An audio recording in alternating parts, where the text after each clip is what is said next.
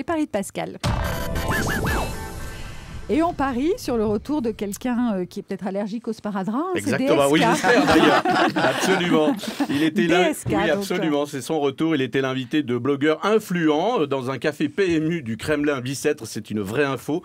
Bon, déjà, l'endroit est bien choisi, un bar PMU.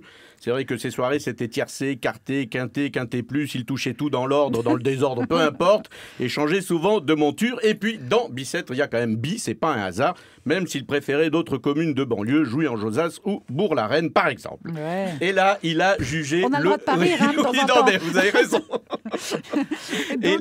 Et là, il a jugé le gouvernement. Donc, tout ce que je vais vous dire est vrai. Hein, il sort enfin de son silence, où l'expression bien connue DSK sort du bois. Je vous laisse imaginer lequel, expression qui prend là toute sa dimension. Alors d'abord, il pense que ce gouvernement navigue à vue. Là encore, tous les mots sont bien choisis.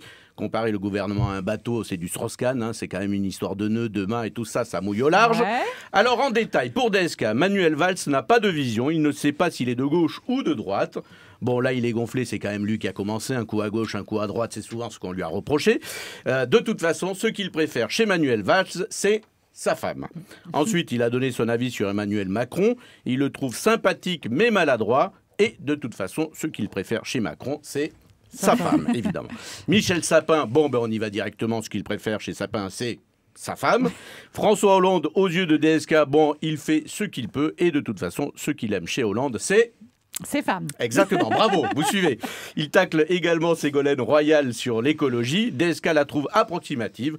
Sur la lutte contre la pollution, il pense qu'il ferait mieux. C'est pas sûr. L'une, c'est les particules fines. L'autre, c'est les parties fines. Faites votre choix, s'il vous plaît. Et la question qui nous intéresse, c'est va-t-il revenir en politique ? Eh bien, sa réponse est non. Bon, en plus, il est menteur, hein, vous voyez, parce qu'ils reviennent tous. Ils veulent en tout cas ça. Il déclare qu'il ne va pas revenir en politique. Son image est abîmée. Quand on sait ce qui s'est passé au Sofitel de New York, les termes exacts, c'est son image est tachée. Je crois que c'est plus juste, c'est factuel.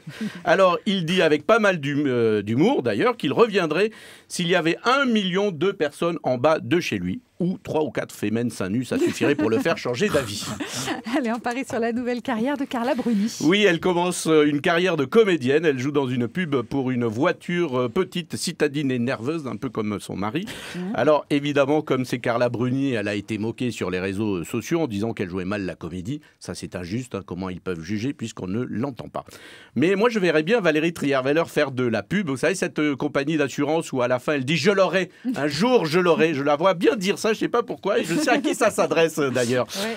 Alors, je vais vous donner une info, une vraie info. Vous savez comment Valérie Trierweiler surnomme en ce moment François Hollande ? Je vous jure que c'est vrai, on me l'a dit. Non. Alors, dans quelques mois, au mois de décembre, il y aura la conférence sur le climat, la COP 21. Eh bien, Valérie Trierweiler, fatiguée des infidélités de Hollande, le surnomme le Coq 21. Je vous jure que c'est vrai. Si vous voulez briller en société, vous pouvez la raconter. C'est une vraie info. Et on parie enfin sur le film The Programme de Stephen Frears. Oui, ça sort mercredi. C'est l'histoire de la plus grande triche dans le monde sportif. Le système Lance Armstrong, 7 fois vainqueur du Tour de France. Victoires qui lui ont été retirées depuis. Alors, un film qui parle de drogue, sûrement produit par Canal+, mais enfin, on va vérifier quand même. Alors, c'est un film donc sur le dopage. Alors, le film dure un peu plus d'1 heure, mais avec de bons produits et le dopage, vous pourrez le faire en 40 minutes. Je vous le conseille d'ailleurs. Merci Pascal. On retrouve Pascal Atenza demain pour de nouveaux paris de Pascal.